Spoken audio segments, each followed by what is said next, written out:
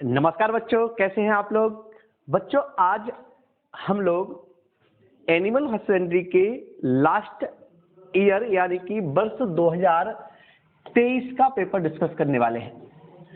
आपको अगर याद हो या आप पहले से मेरा चैनल फॉलो कर रहे हैं तो आपको पता होगा एनिमल हस्बेंड्री के 4 वीडियो मैंने अभी हाल में ही अपलोड किए हैं।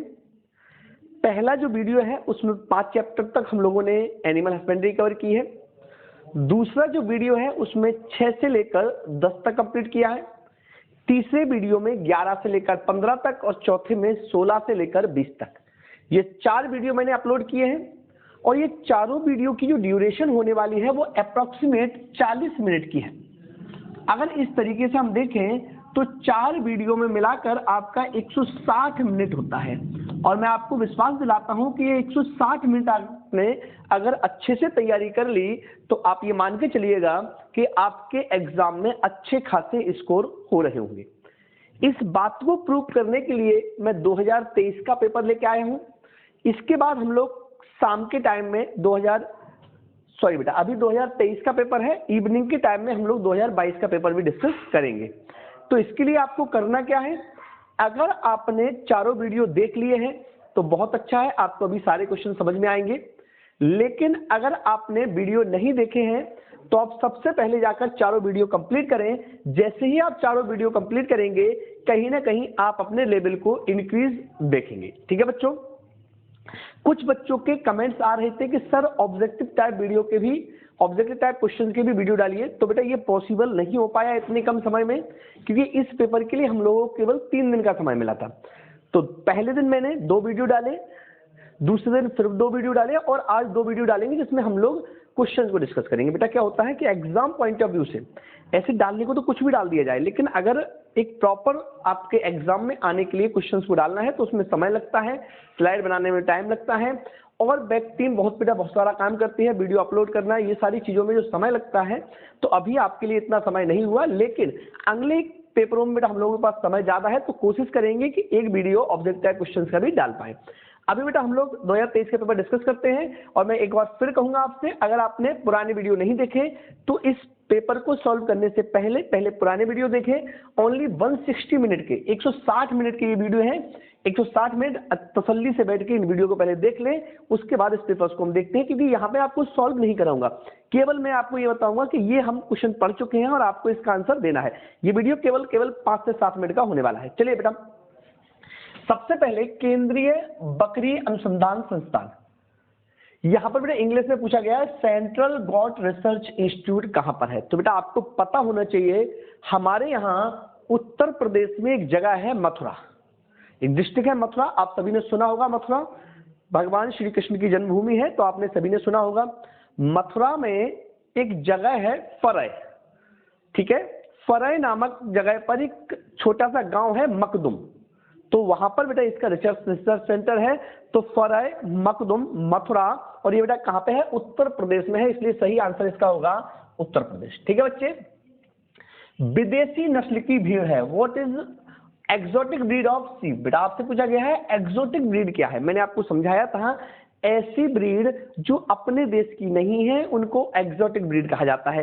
तो यहां पर आप देखेंगे बेटा तो मेरिनो को जो मूल स्थान है वो स्पेन है, मतलब मेरिनो बेटा कहां की है, स्पेन की है। तो ये हमारे यहाँ की नस्ल नहीं है, यानी कि एक विदेशी नस्ल है। अब नेक्स्ट क्वेश्चन आता है बेटा, घी में पानी की प्रतिशत मात्रा होती है। समझना बेटा इस बात को, घी में पानी की प्रतिशत मात्रा होती है। अब यहां पर बेटा आपको कंफ्यूज हो सकता है, क्योंकि आपने बेटा पढ़ा है कि घी में 0.5% से अधिक मॉइस्चर नहीं होना चाहिए। तो इसका मतलब ये नहीं होता कि 0.5% मॉइस्चर होती है, इससे ज्यादा होनी नहीं चाहिए, इससे कम होनी चाहिए। तो एग्जैक्टली अगर हम बात करें तो घी में जो पानी होता है 0.05% होता है। इसके साथ साथ इसमें से फैट कभी कभार पूछ ली जाती है, तो फैट होती है 99.95%। बेटा कभी ध्यान रखना, कभी आपसे फैट पूछ लिया जाए तो 99.95% फैट होती है, बाकी 0.005% बेटा क्या होता है, वाटर या पानी होता है। IVRI बेटा कहां पर है, आपने पढ़ा है इंडियन वेटनरी रिसर्च इंस्टीट्यूट, मैंने आपको पढ़ाया है बेटा कहां पर है, इज्जत नगर में है। कहां पर है बेटा, इज्जत नगर। ठीक है बेटा।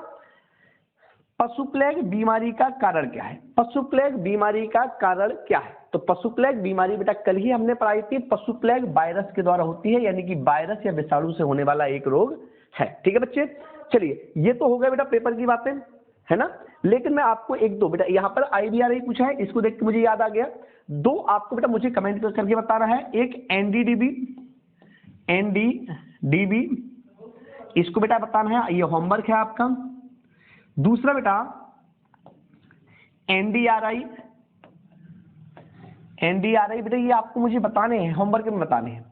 तीसरा बेटा आपको मुझे बताना है, NDD हो गया, NDRI हो गया, इसके बाद बेटा अमूल।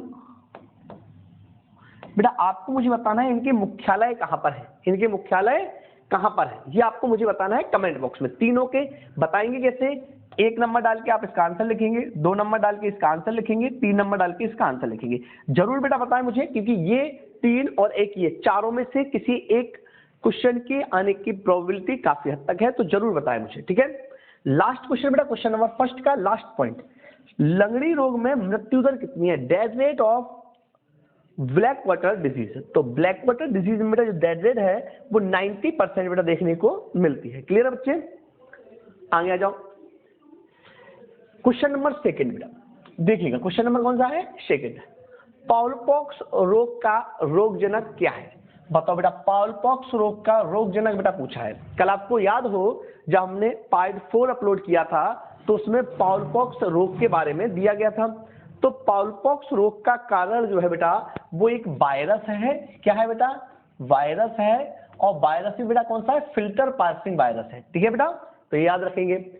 प्लोरम रोग खाली स्थान जीवाणु द्वारा फैलता है। कल ये भी पॉइंट पे हमने डिस्कस किया था कि प्लोरम किसके द्वारा होता है, तो आपने पढ़ा था बेटा साल्मोनेला, साल्मोनेला प्लोरम, ऐसे था बेटा, साल्मोनेला प्लोरम नामक बेटा क्या होता है? जीवाणु के द्वारा फैलता है। क्लियर है बेटा।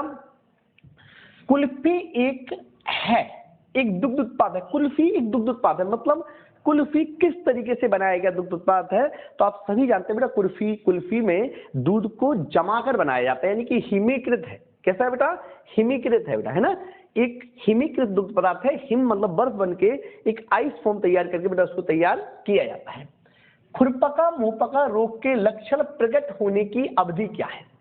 मतलब आपसे सिंपल सा पूछा गया है कि खुरपका मुंहपका रोग कितने दिन की अवधि में बेटा क्या होता है? अपने लक्षण प्रकट करता है। तो इसका आंसर होगा 7 दिन, 7 डेज जो है बेटा ये क्या खुरपका मुंहपका रोग की अवधि है, समय अवधि है। ठीक है बच्चे। लोही भेड़ का मूल स्थान, ये भी कल हमने पढ़ा था, आपको अगर याद हो बेटा तो कल हमने इस पॉइंट पर डिस्कस किया था। देखो ऑब्जेक्टिव टाइप मैंने आपको नहीं पढ़ाया, इसका मतलब ये नहीं कि जो मैंने आपको पढ़ाया उसमें ऑब्जेक्टिव टाइप नहीं थे। कल आपको याद हो बेटा, कल मैंने ये भी कल 4th चैप्टर में पढ़ा था, ये भी 4th चैप्टर में पढ़ा था। ठीक है बच्चे, खुरपका मुंहपका रोग के प्रकट होने के लक्षण नहीं पढ़ा, लेकिन लोही कल हमने पढ़ी थी। अगर आपको याद हो तो पार्ट 3 में हमने पढ़ा था लोही का मूल स्थान पाकिस्तान है, जहां पर मैंने आपको ये भी बताया था कि पाकिस्तान क्यों है। अगर ये पाकिस्तान है तो ये पाकिस्तानी नस्ल होनी चाहिए, विदेशी नस्ल होनी चाहिए थी, लेकिन इसको इंडियन ब्रीड कहा जाता है। मैंने उसका भी कारण बताया था कि जब ये लोही नस्ल का डेवलपमेंट हुआ था, विकास हुआ था या खोजी गई थी, उस समय में पाकिस्तान भारत का ही भाग था। ठीक है बच्चे। पश्मीना डैश बकरी से प्राप्त होता है, तो बेटा पश्मीना किससे होता है? कश्मीरी बकरी से प्राप्त होता है। देखिए बच्चे यहाँ इंग्लिश में भी क्वेश्चन दिए गए हैं, सेम क्वेश्चन है, कहां से प्राप्त होता है बेटा? कश्मीरी बकरी से प्राप्त होता है ना, कश्मीरी गॉड से प्राप्त होता है। अब देखो बेटा ओटी मिलाना है, तो ओटी देखो बेटा क्या किया है, इधर तो 5 ओटी दी है और इधर 6 ओटी दी है, आपको इनको मिलाना है। ठीक है बेटा, देखो पहले हम यहाँ से मिलाना स्टार्ट करते हैं। पिंजरा पद्धति है ना, यानी कि केज सिस्टम बेटा किसका है? आपको अच्छे से पता है मुर्गी पालन का एक सिस्टम है केज सिस्टम, तो इसका आंसर हो जाएगा सी, ये वाला आंसर खत्म। ठीक है बेटा। विटामिन ए, कल आपने पढ़ा था बेटा विटामिन ए की कमी से रूप डिसीज होता है। देखो आपने ये कल पढ़ा था, जरूरी नहीं कि बेटा, मैंने फिर कह रहा हूँ, जरूरी नहीं है कि ओटी अलग से पढ़ाई जाए तभी आपकी ओटी कंप्लीट होगी, इसमें हम लोगों ने ओटी कंप्लीट की है। तीसरा बेटा टीगनबर्ग या टोगनबर्ग, बकरी की एक विदेशी नस्ल है बेटा, सीधा सीधा पता है बेटा, टोगनबर्ग जो है बकरी की एक विदेशी नस्ल है, यानी कि ऑप्शन कौन सा सही हो जाएगा? बी सही हो जाएगा। ठीक है बच्चे, ठीक है, यानी कि इसका हो गया बेटा सी, इसका हो गया डी, इसका हो गया बेटा बी फॉर बॉम्बे। अब आते हैं बेटा शहरी बकरी, तो बेटा शहरी बकरी क्या है? पता मुझे, एक शहरी बकरी, एक देसी बकरी है। शहरी बकरी कौन सी है? इंडियन ब्रीड है कि नहीं बेटा? सॉरी बेटा, बर्बरी दिया है। शहरी बकरी बेटा कौन सी है? बर्बरी। बर्बरी दिया है बेटा सबसे पहले नंबर पर, ए दिया है। बर्बरी जो है बेटा ये क्या है? शहरी बकरी है। क्लियर है बेटा? तो ये भी हो गया। अब आता है पूगल। पूगल क्या है बेटा? एक देसी नस्ल है कि विदेशी नस्ल है? तो इसका सही आंसर होगा बेटा, पूगल एक देसी भेड़ की नस्ल है। ठीक है बेटा, एक देसी भेड़ की नस्ल है। कौन सी नस्ल है बेटा? देसी। तो इसका आंसर क्या होगा? एफ। ठीक है बेटा, बात समझ में आई कि नहीं? एक बार फिर देख लेते हैं। पिंजरा पद्धति मुर्गी पालन की एक पद्धति है। पिंजरा पद्धति बेटा किसकी है? मुर्गी पालन की एक पद्धति है। देखो बेटा एक बार फिर देख लेते हैं। वैसे मैं यहाँ आंसर लिख चुका हूँ लेकिन फिर भी देख लेते हैं। पिंजरा पद्धति मुर्गी पालन की एक पद्धति है। विटामिन ए की कमी से रूट डिसीज होता है। टोगनबर्ग एक विदेशी नस्ल की बकरी है। शहरी बकरी बेटा किसे कहा जाता है? बर्बरी को कहा जाता है।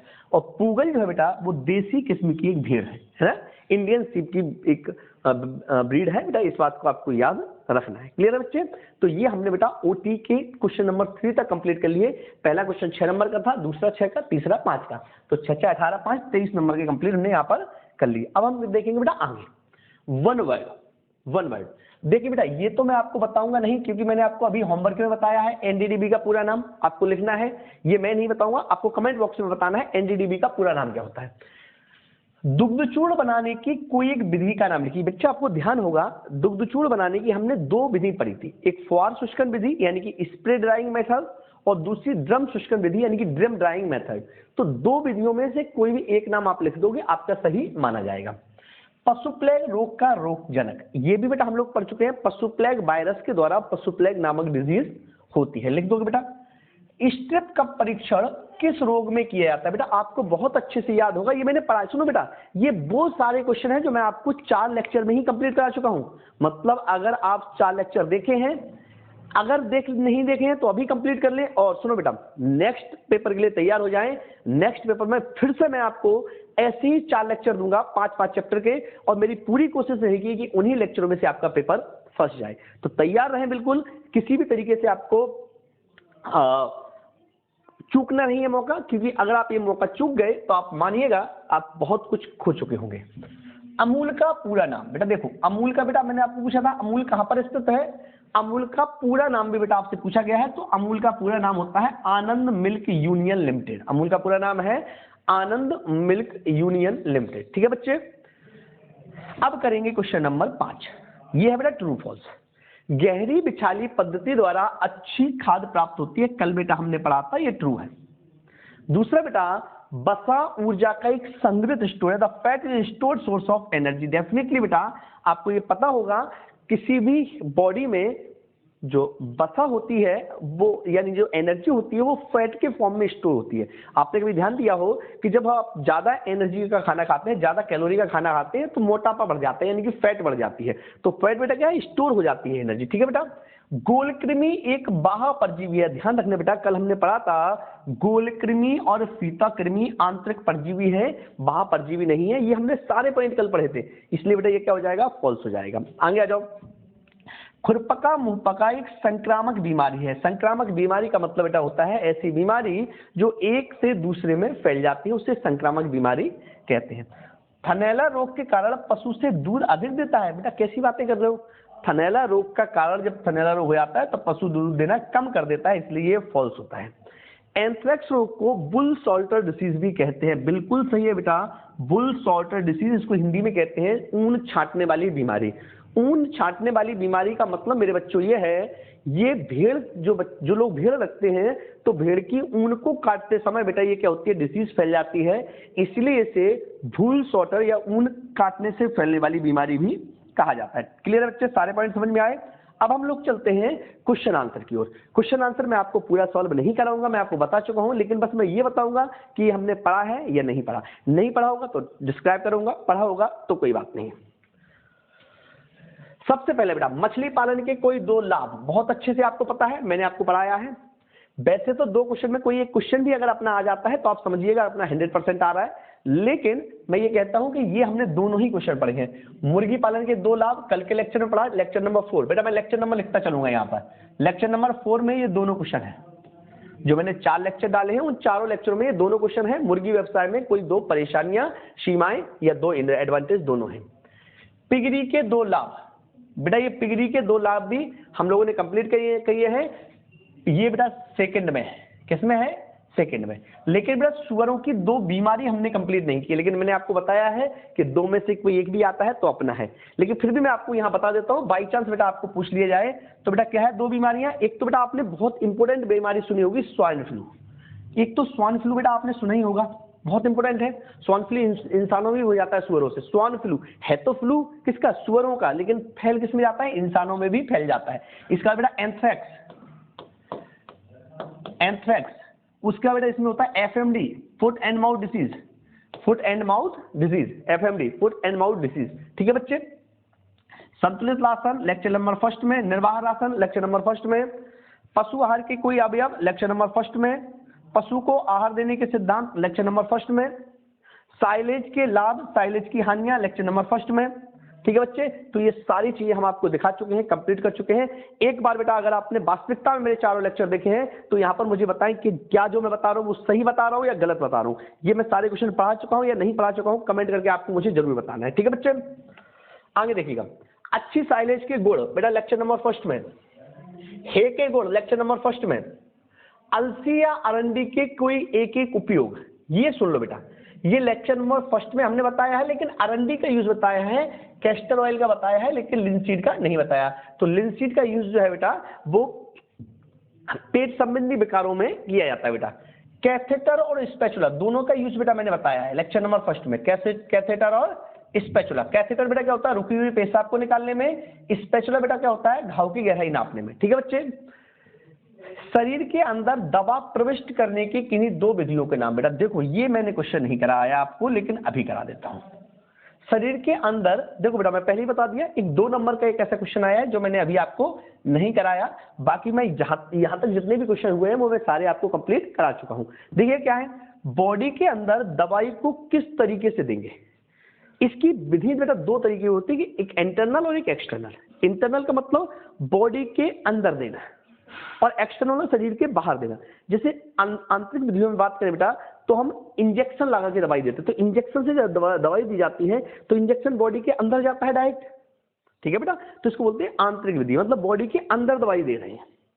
आंतरिक विधियों में बेटा पहली क्या हो गई? इंजेक्शन द्वारा दवाई देना, अंदर दवा देना है ना इंटरनल मेथड में बेटा।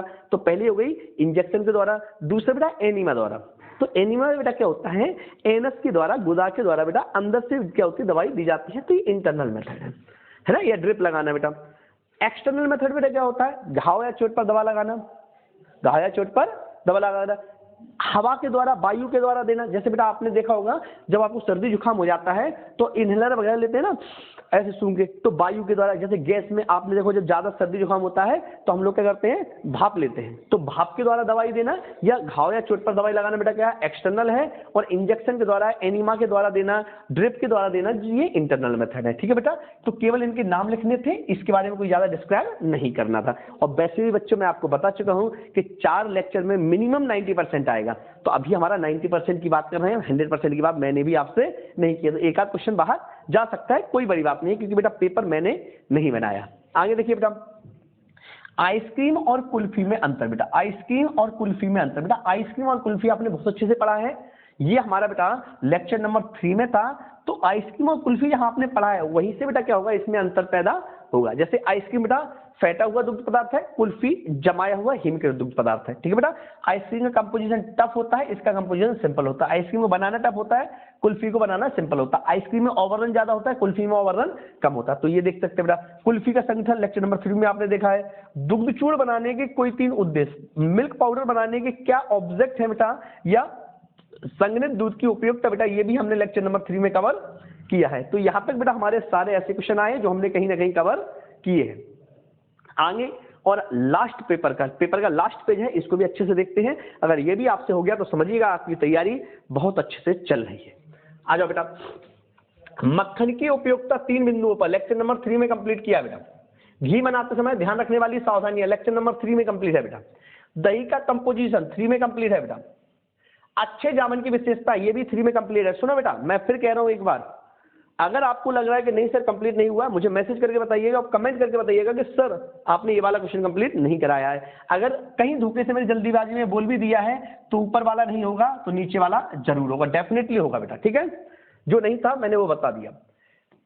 पशु के जांच के कोई 4 उद्देश्य पता है बेटा। एनिमल का एग्जामिनेशन के क्या ऑब्जेक्ट होते हैं? गुणों के बारे में पता करना, बीमारी के बारे में पता करना, उत्पादन के बारे में पता करना, है ना, ये सब बताया बेटा मैंने लेक्चर नंबर 2 में। दुधारू गाय के लक्षण लेक्चर नंबर 2 में बताए हैं। रानीखेत का रोग का नाम और 4 लक्षण लेक्चर नंबर 4 बेटा। बर्ड फ्लू भी बताया लेक्चर नंबर 4 में। भारतीय अर्थव्यवस्था में मुर्गी पालन का महत्व या इनक्यूबेटर लेक्चर नंबर 4 में बेटा दोनों बताए हैं, ठीक है बच्चे। तो ये सारे क्वेश्चन मैंने आपको कंप्लीट करा दिए हैं। ये 2023 का पेपर था। अब हम लोग मिलेंगे 2022 के पेपर के साथ में इवनिंग में। और बेटा रही ये बात कि ऑब्जेक्ट टाइप क्वेश्चन, तो बेटा समय के अभाव के कारण ऑब्जेक्ट टाइप क्वेश्चन नहीं हो पाए हैं, लेकिन मैं पूरी कोशिश करूंगा कि पीसीएमबी और क्रॉप के पेपर में आपको ऑब्जेक्ट टाइप क्वेश्चन भी करवा पाऊं। तो बच्चे मिलते हैं कल से नई सीरीज के साथ में, तब तक के लिए टेक केयर, बाय बाय।